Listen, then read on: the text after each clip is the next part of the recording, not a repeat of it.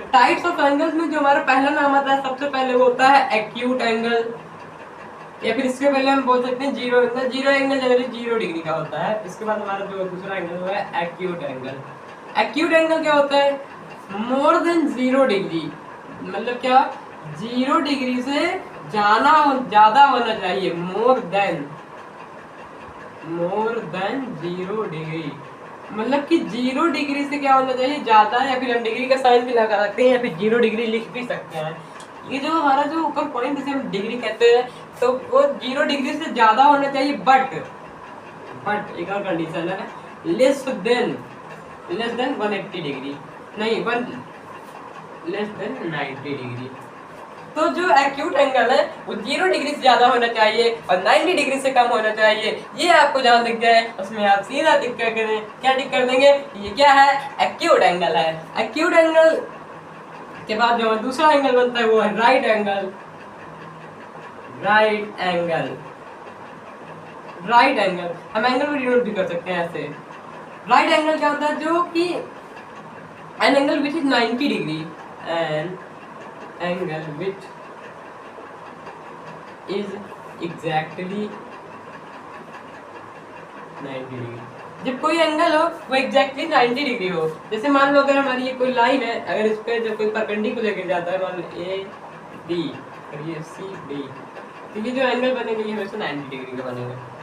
अगर आपको अगर वो 90 डिग्री का एंगल रहेगा जनरली वो आपको ये साइन दे देगा, और वो 90 डिग्री में से परपेंडिकुलर रहेगा, आपको बना ही देगा। तो ये राइट एंगल हो गया। अब राइट एंगल के बाद जो हमारा तीसरा टॉपिक है, तीसरा टॉपिक क्या है? ऑब्ट्यूज एंगल क्या होता है? ऑब्ट्यूज एंगल क्या होता है?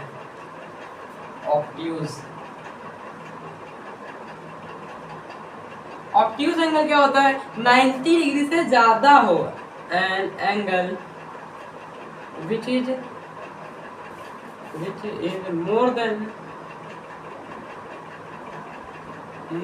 90 but less than 360, but less than 180। जब 90 डिग्री से ज्यादा हो, 180 डिग्री से कम हो, तो उसे हम क्या कहते हैं? Obtuse angle. मतलब 90 डिग्री से ज्यादा होना चाहिए और 180 डिग्री से कम होना चाहिए, इसे हम ऑब्ट्यूज एंगल कहते हैं। उसके बाद जो हमारा तीसरा है वो है हमारा स्ट्रेट एंगल। तो स्ट्रेट जो है, स्ट्रेट से ही समझ में आ रहा है, मतलब जब कोई स्ट्रेट एंगल का बने, स्ट्रेट को ही हम क्या कहते हैं? Linear pair angle. तो स्ट्रेट एंगल में कोई जब स्ट्रेट एंगल जिसका मतलब जो एग्जैक्टली 180 डिग्री हो, an angle which is exactly 180 degree, जो एग्जैक्टली 180 डिग्री हो वो हमेशा स्ट्रेट एंगल होता है। स्ट्रेट एंगल जनरली सीधी लाइन को हम स्ट्रेट एंगल कहते हैं। जो सीधे लाइन से मतलब जो लाइन होती है वो हमेशा स्ट्रेट लाइन होती है और वहाँ पे 180 डिग्री एंगल फॉर्म होता है। अब इसके बाद हमारा जो अगला टॉपिक है वो क्या है? स्ट्रेट एंगल के बाद हमारा जो अगला टॉपिक है वो है रिफ्लेक्स एंगल। रिफ्लेक्स एंगल क्या होता है? जो 180 से ज्यादा हो मगर 360 से कम हो, उसे हम क्या कहते हैं? Reflex angle. रिफ्लेक्स एंगल क्या होता है? 180 से ज्यादा, more than 180 degree but less than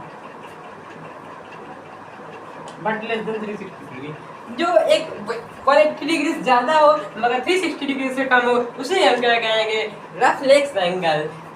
reflex angle जब 180 डिग्री से ज्यादा हो और 360 डिग्री से कम हो, मगर अगर 180 डिग्री आ गए तो वो हमेशा क्या होता है कि स्ट्रेट एंगल, वो रिफ्लेक्स एंगल नहीं आएगा। ये समझ में आ गया। रिफ्लेक्स के बाद हमारा जो कंप्लीट एंगल, कंप्लीट एंगल को हम क्या कहते हैं? Exactly 360 degree.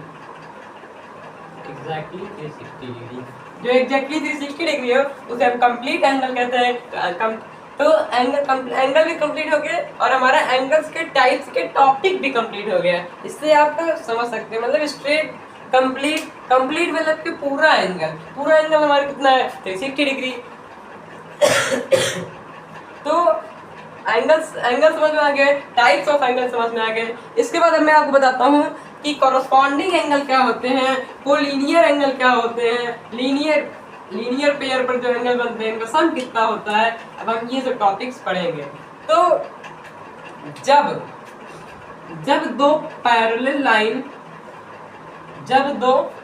लाइन पे अगर एक ट्रांसवर्सल गिर जाती है तो यहाँ पे जो एंगल फॉर्म होंगे, देखो ये एंगल, ये और ये, मान लो हम इसका नेमिंग कर दें 1 2 ये 3 4 1 2 3 4 5 6 7 8 ये जो हमारे एंगल बनेंगे, यहाँ पे जो एंगल 1 और 2 बनेगा, एंगल 1 और 2, एंगल 3 और 4, एंगल 5 6 एंगल 7 8, इसमें जो सबसे पहला हमारा जो टॉपिक आता है वो करस्पॉन्डिंग एंगल। करस्पॉन्डिंग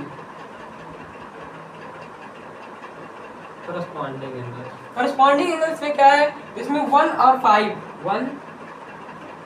क्या है, करस्पॉन्डिंग एंगल। क्यों है? क्योंकि करस्पॉन्डिंग एंगल हम उन्हें कहते हैं जो एक, जैसे ये जो करस्पॉन्डिंग एंगल बनेगा ये हमेशा लाइन मतलब एक ही तरफ रहेंगे और ये नहीं रहेगा, ये 1 के बाद 5 होगा, ये हमारा करस्पॉन्डिंग एंगल है। दूसरा हमारा करस्पॉन्डिंग एंगल ये है 2 और 6 है। तीसरा करस्पॉन्डिंग एंगल क्या है, ये जो 3 और 7 और ये 4 8,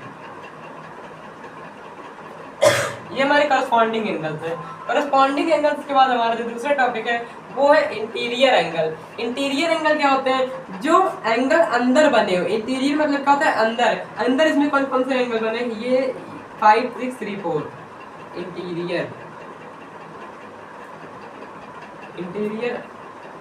इंटीरियर में कौन कौन सा एंगल है, एंगल 3 एंगल 4 एंगल 5 एंगल 6, ये जो एंगल्स बनेंगे ये सब क्या रहेंगे, इंटीरियर एंगल। क्यों?